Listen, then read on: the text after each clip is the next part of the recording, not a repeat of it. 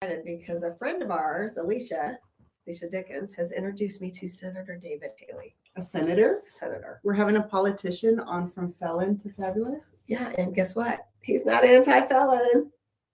Okay, now you're really throwing me off. So you're saying there are senators and politicians out there who actually believe in what we're doing and helping people to... There's some people that actually care. Change and reform from prison? Yes. And he's on the Sentencing Commission. Okay, I can't wait to hear what he has to say. And he's pro-marijuana. Now he's talking my language. I can get behind a movement like that. So he advocated for marijuana. Tell me more about that. Well, he used to be in the district's attorney's office. He used to be an ADA. He's a lawyer. He was a prosecutor. Okay. And he just felt that things were not right. That some of the way that sentencings were happening, some of the laws weren't right. And so he decided to become a politician to change the laws. You know, sometimes you reach a point in life and an experience where you thought you were right where you needed to be, but you hit that wall right of gaining better understanding of what you actually stand for and how you want to help people.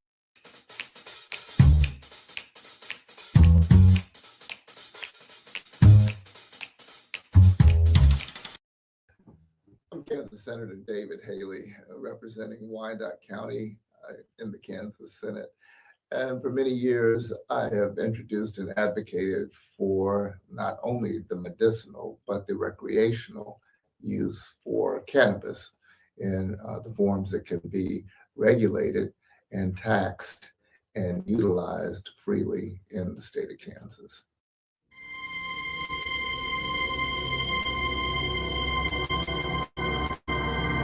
Because when I came home after 8 years, I paroled out to my brother's walk-in closet.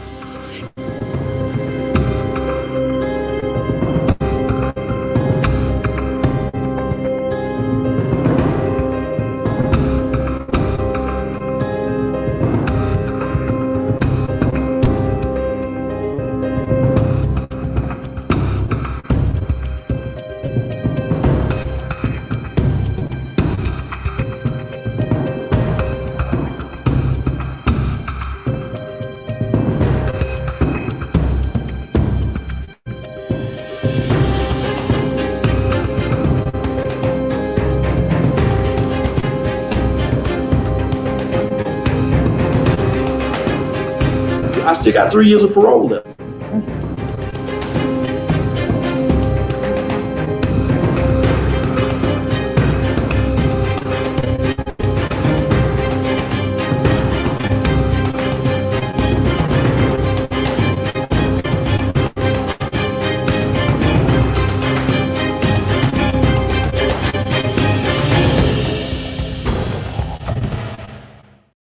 Welcome to From Felon to Fabulous. I'm Isabel Black here with our host, the Professor of Change. Hello, I'm Brenda Ringwood, and guess who's here? This is David Haley, Senator David Haley. And let me tell you, he has got some stuff for you guys today.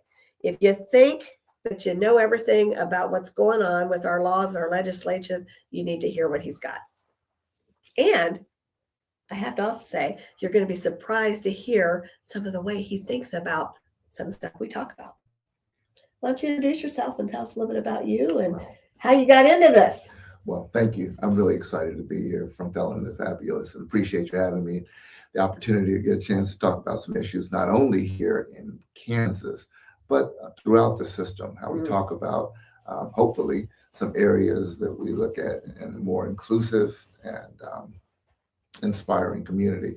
The programs that you're doing have been an inspiration to me that we've been talking about. I've been in the state legislature for 31 years. Wow. 6 in the House and 25 now in the Kansas And Senate. you're the longest running. The longest in the Kansas State Senate now. A member of our Senate Judiciary Committee, Financial Institutions and Insurance Committee, Local Government, Tax Committee at some point, and others. And just really excited about being here and getting a chance to talk about some of the topics that you have for me today. Thank you for having me. Oh, we're happy to have you. I guess I should say I represent primarily Kansas City, Kansas, Wyandotte County. But I'm glad to be involved across the state wherever I can, especially in these issues that have no geopolitical or county boundary, but go throughout the state, if not the region. Well, we I were love talking that. a little bit before the show, and we were just kind of discussing things that go through people's brains as they become a felon or they're incarcerated and then they come out, that we feel that we don't have our rights. We don't feel that we are as good as anybody else. We don't have a value. And he says, yes, we do. Izzy says, yes, we do. Yes. And let's kind of get started first before we even get into the Felon and Fabulous part. Why did you get into politics? Well, thank you, Brenda, for asking. So I came back to I am an attorney. I came back and practiced law. I was assistant district attorney in Wyandotte County for a while, and live in the inner city, depressed, if you will, yes. area. My hometown, when I came back to it, was depressed. And what got me in as an ADA was seeing the housing stock.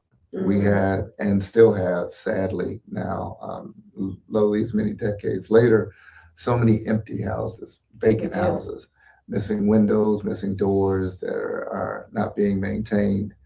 And at the same time, we had then and we have now the underhoused, or people that don't or not able for whatever reason to have a permanent home. Right.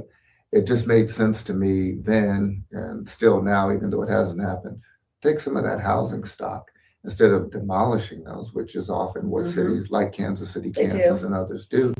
Instead of tearing them down, some of them with some rich historic architecture. Beautiful. Why tear them down? Why not spend the demolition monies to fix them up and to put the underhoused in them, make them, inhabited by people that are buying a house, paying taxes, and having a permanent residence. That's what started me. So I made some news by standing as someone who's protecting law and order by standing in front of some of the houses that were up for demolition. It made the news. I said, this will not be torn down today. So you started by standing up. Right? Wow. Yeah. And some people said you're going to lose your job because you're obstructing, you were chained to the tree. Right. And so I did two of those, actually. Went over there on Quindaro, I remember, 9:30 Quindaro, and it made channel some of the news that I was doing that. Somebody said, you ought to run for office. Now, my father was in the state legislature back in the 60s, my father. So I kind of always thought Wasn't he the first African-American? He was the first African-American. George Haley. Yeah. George Haley, my late father, was the first African-American elected to the Kansas Senate. That's fantastic, especially in the 60s. I mean, that was not a good time for that. Oh, it was. It was quite an accomplishment, and but I didn't want to do that right away. I wanted to make a little. But I want to make a little money. It doesn't pay well. The Kansas legislature does not pay well. Okay, one must have some other means of support, and I knew that then, and certainly wanted to do that, and not intended to run maybe one day, but not as soon as I did. I want to plug in on that because you just shared something very powerful, and what that tells me is that you had a true passion behind it, right? When you don't have as much to gain, to put yourself on the line in that way shows that it's a very deep-rooted purpose. And I thank you for standing firm at that time.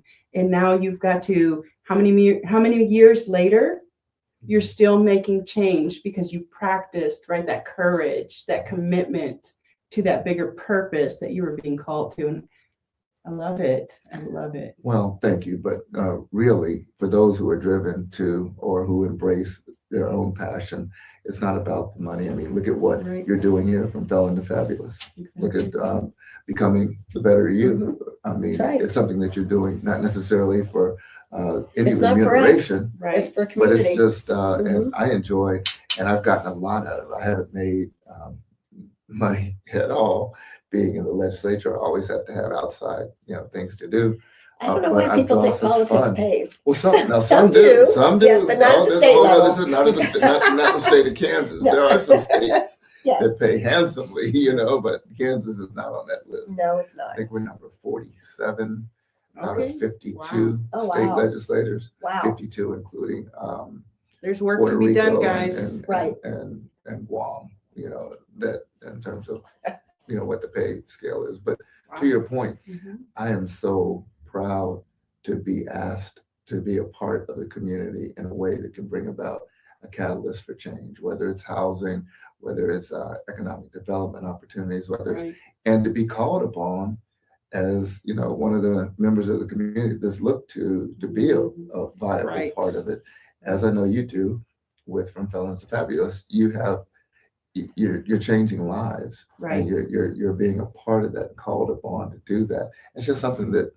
it augments a conscious person's Absolutely. life's challenges. So I'm glad to be a part of it. I'm honored to be a part of it. Yes. Well, we're Yes. thankful Same. to have you wanting to be here. One of the things that I had to overcome myself is to realize that I did have a value and I had a purpose, and nobody could take that from me unless I give it to them. So I said, no more. We're gonna hit the road running. We're gonna show people that change is possible, Right. and only if you want it. I mean, if you don't want it, we say this all the time. That's on you. But if you want change, it's possible. Yes. And you said something earlier when we were talking about your viewpoints on marijuana. You want to start off with that? Because So they're way back.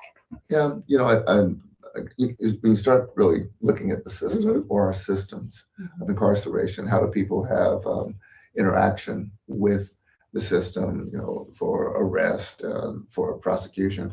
You start looking at I was privileged to be able to look at what the balance is for marijuana. That marijuana has been a gateway for the system to really just change for the worse people's lives. I mean, that is a crime of the crime of possession back then, and still now in some places, including Kansas.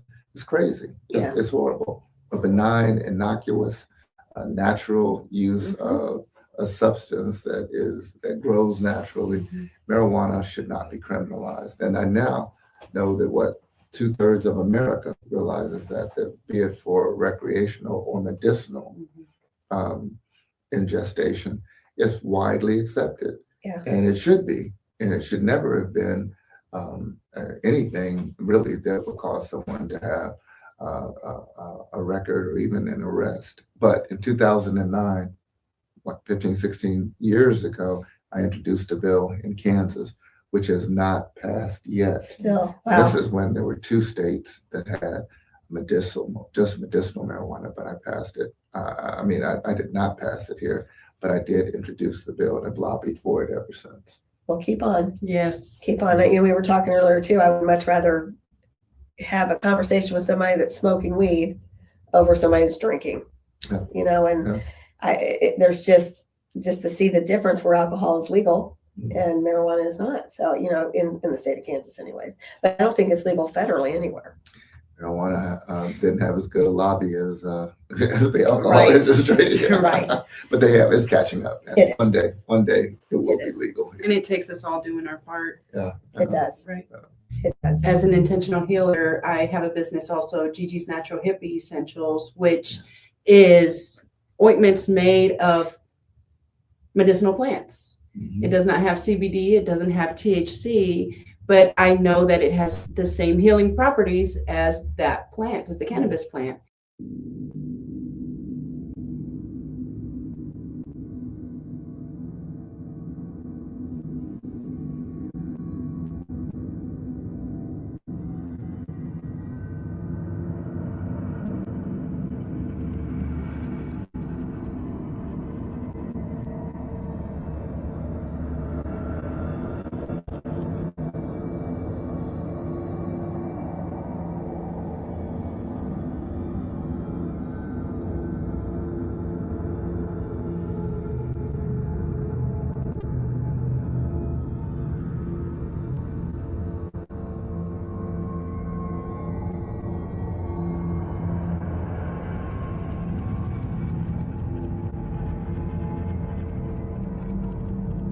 Let's talk about mandatory minimums. And Let's talk about that. And those Absolutely. that where if Mhm.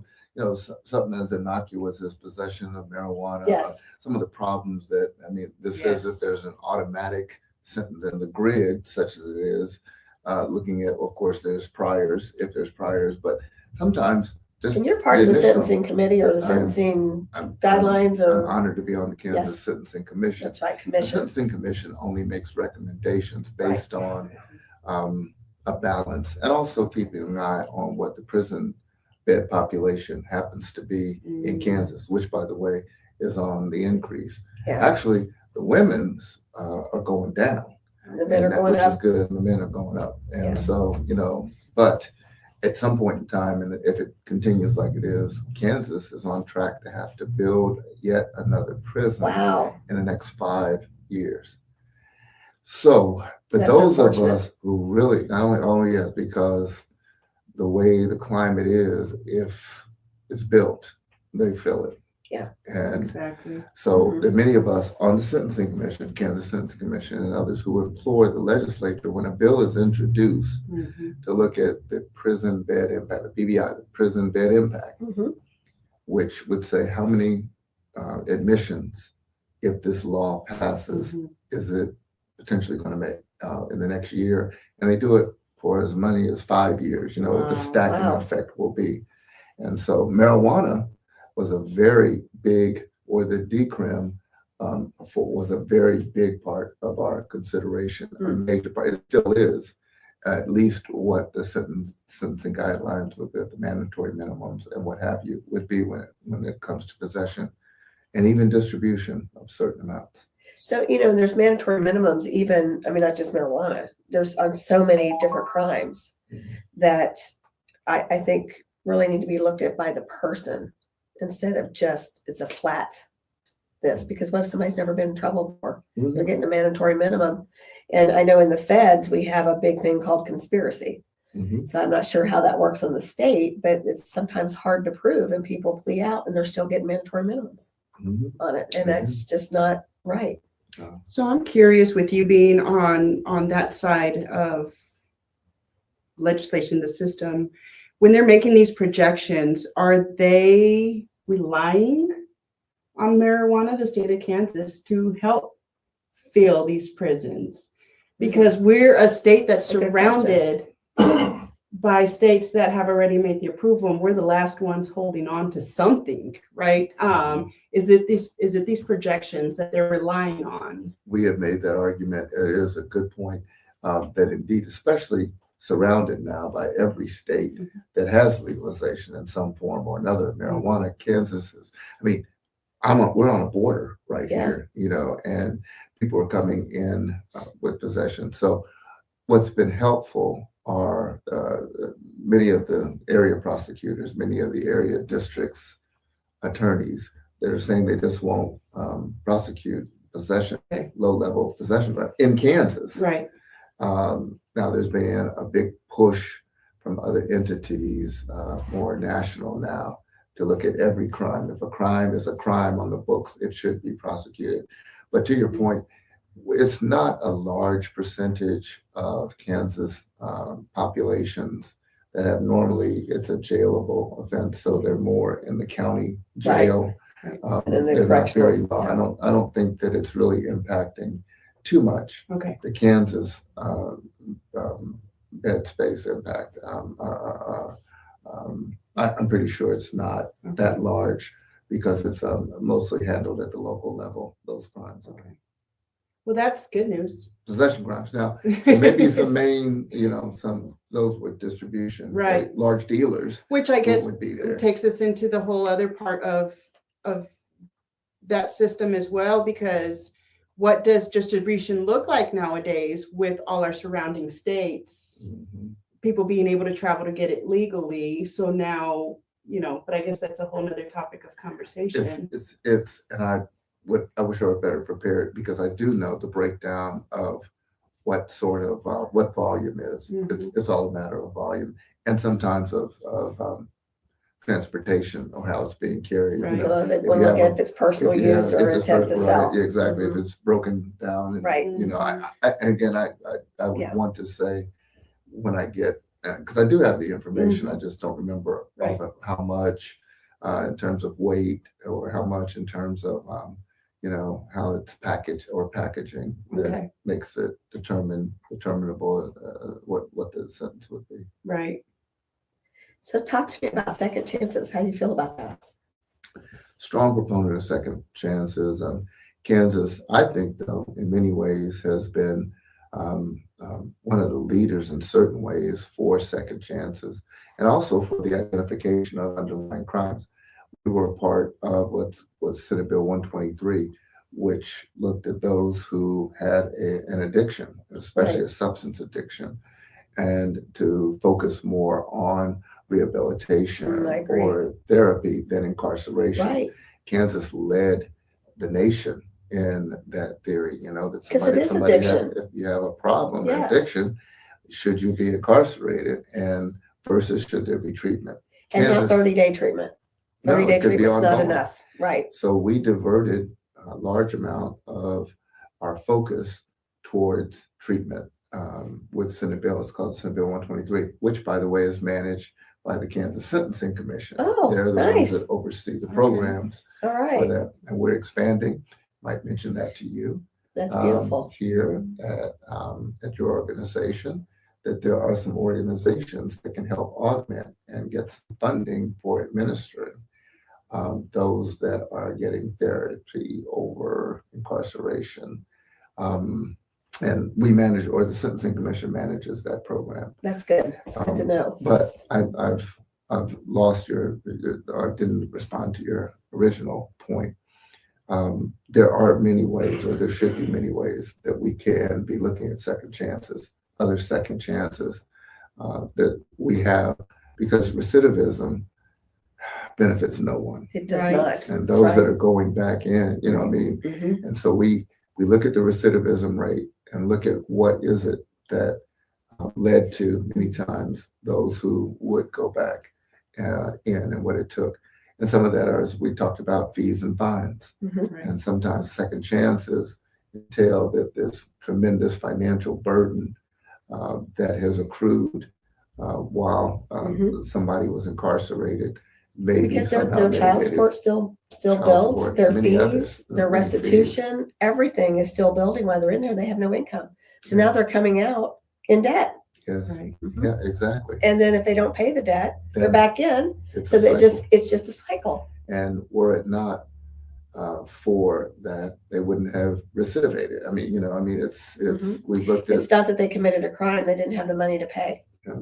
Yes. We've also looked at examining some of the during the parole interactions. If somebody has a dirty unit, if somebody has a dirty urine, would that who does it benefit to reincarcerate if they go back and they lose their job and they lose their Everything. life changes? And the family everything. is the one that starts to suffer too. And just if there would be an opportunity to have some other mitigating factor than reincarceration for certain so-called parole violations, we are examining those as well.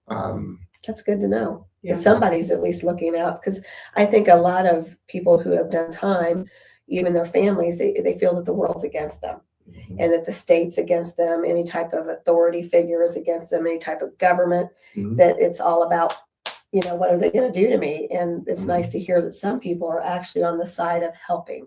Yeah. And, I think that by and large, and I can't say that's entirely true, but there are many that are, that are in the legislature Yes. that are really finally coming around and understanding that we're a wholer, more just Yes. society. If, someone is out and nothing to do everything we can to reintegrate and to ensure that everyone, it becomes a veritable win for everyone to have that. I think more legislators are understanding that. I have seen or remember you did the crime, lock them up, throw away the key mentality is no longer, I think, prevalent in Kansas from those that I've seen.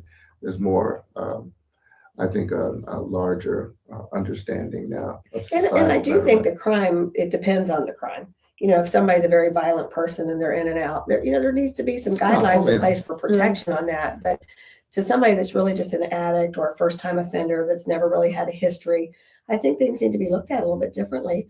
But then again, if you've got the guy that's, always beating the wife and violent at work and hitting on people and doing things that he shouldn't be doing, stealing and reoccurring. That's different. Despite President Trump appreciation of him, I feel that Hannibal Lecter should not ever be out. No, I agree. Despite his Trump's appreciation for him, he's just someone that should be in and should stay in. I met a lot of really good people in prison, and I met a lot that never need to come out. Mm-hmm. They need to be there. Mm-hmm. So the correctional process is there for a reason, and it's needed, Mm-hmm. but it's not for everybody. Mm-hmm.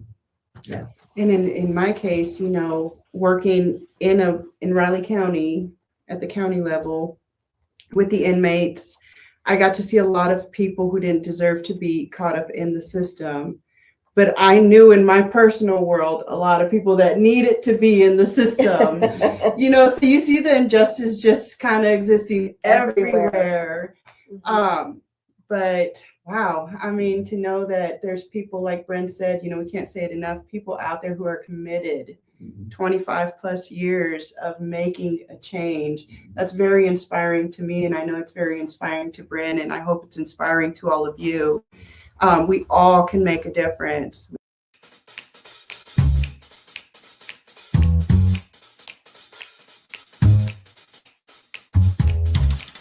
Primarily education is the key, certainly coming out and reintegrating into society. And we look at what that structure looks like. Of course, it's having great organizations like this to help or being in tune with where there can be to reestablish or maintain family and friends ties. Certainly to look at, I've always been an advocate being aware of what the rights restorations look like Yes. voting, like being Yes. able to once off, working within, getting back into the workforce.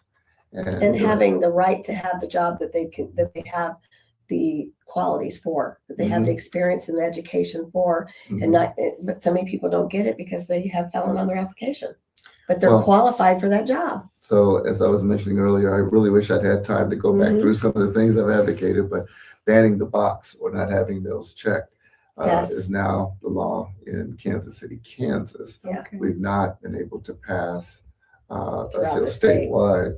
But We're making it. yeah, I mean, I would hope that that banning the box would become national. I mean, Yeah, we have a felon who's now president of the United States. that's right. And so if in fact, so felons can go on and do great things, Absolutely. that'd be great things. So certainly, not that Trump will apply for For a any job. other position, but But he shouldn't have to check that's right. The box. if he wants to Look, get some somebody maybe that was subsequent job. 18 that got in trouble shouldn't, and they've had a great life since and never been in trouble at the age of 50, 60 years old now, shouldn't have to be checking that box. Right. That's the thing right Right. there. There's just so many things that are over and beyond unnecessary. So for me, we talked about the voting a little bit, that most felons don't even know once they're off paper that they have the right to vote.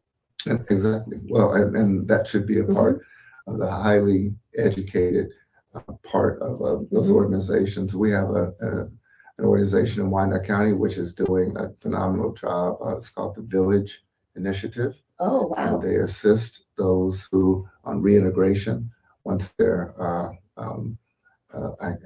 Village Initiative. And I mean, they just are really, they have a large census, a large population that they are assisting as they reintegrate when they come out. And part of that, what we did was the registration, the voter registration drive. For those who had, That's good.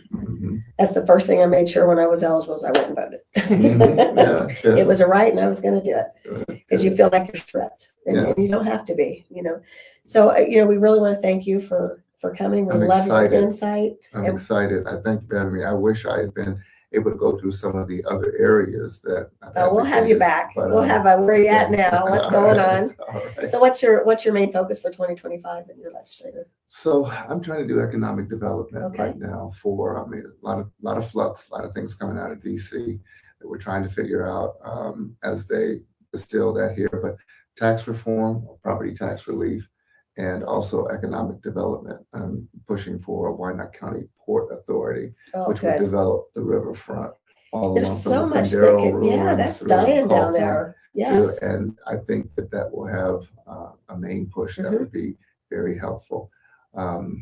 In terms of criminal justice reform, as they call it, I'm wanting to hold errant peace officers responsible if they contribute to wrongful convictions.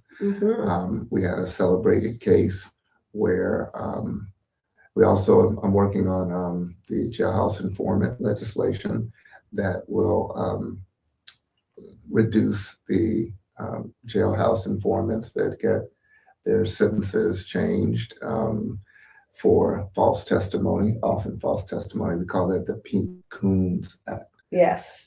And I'm Wow. part of that. I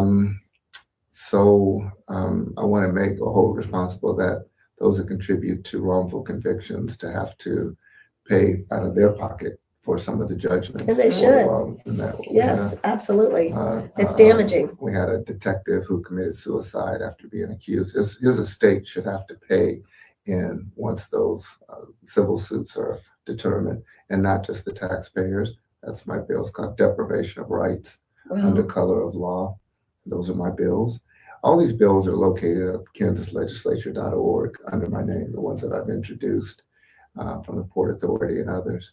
And I can't even remember all of them. Brenda, there's a few but more too. But you are on it and you are working hard. But I remember those off the top. But the fact is you're doing something about Doing it. Well, You're not just sitting there, you're doing something about it. But before we close, we got to hear about your uncle. Oh, my late uncle. Yes, talk to us about him. Well, I always say I had two uncles. There were three boys. The Haley boys were Alex, who went on to become a well-known author. He wrote the autobiography of Malcolm X, and Roots and Queen. Wow.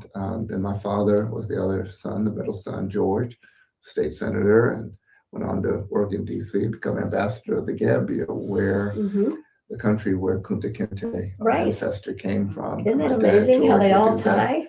And the younger boy, Julius, was my uncle. There were three sons. The younger son was Julius. He was an architect with the U.S. Navy and just did some phenomenal buildings at this time. Those were the three.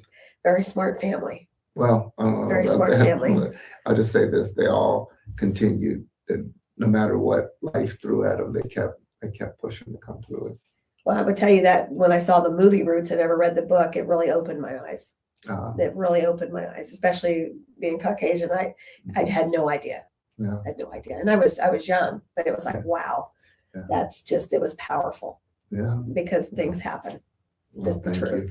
You're doing a great job carrying on their legacy, and I know you're making them very proud. Well, we all have a story to tell. You know, people are now becoming more interested in the genealogy or some of the history. Some people are, and I mean, it's fascinating. You've got even television shows that do this all the time to look at and to realize we're only a link, but we are a vital link. And some who before us have had their own stories to tell, their own troubles, the history of their families and what they weathered and came through. But if it doesn't get told, nobody knows. Yeah. How do we educate? How do we learn? Well, we honor our ancestry by doing what we can to ensure that there's a better, brighter future for those that will follow us.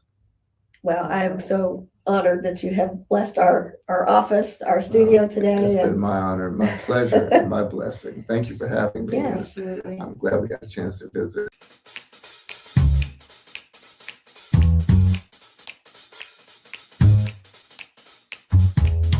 Stay tuned for more Felon and Fabulous episodes. Or do you want to be the person that helps, that soothes, that loves? Because you can still stand tall and be as big as you want to be when you are this person.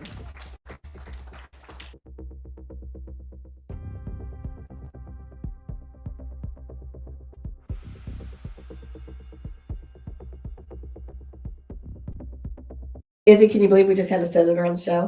I can't, but I'm so happy that we did. And I see this being the beginning of something very special, a collaboration, a movement. I don't know what it's going to be yet, but it's already turning into something very fabulous.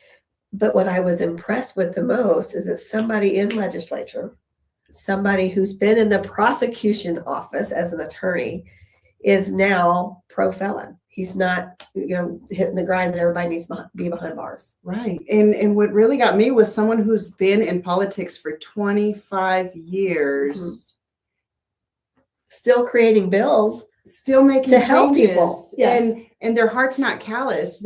He still wants to help people. What I liked about the helping is he said addicts need rehab, not prison.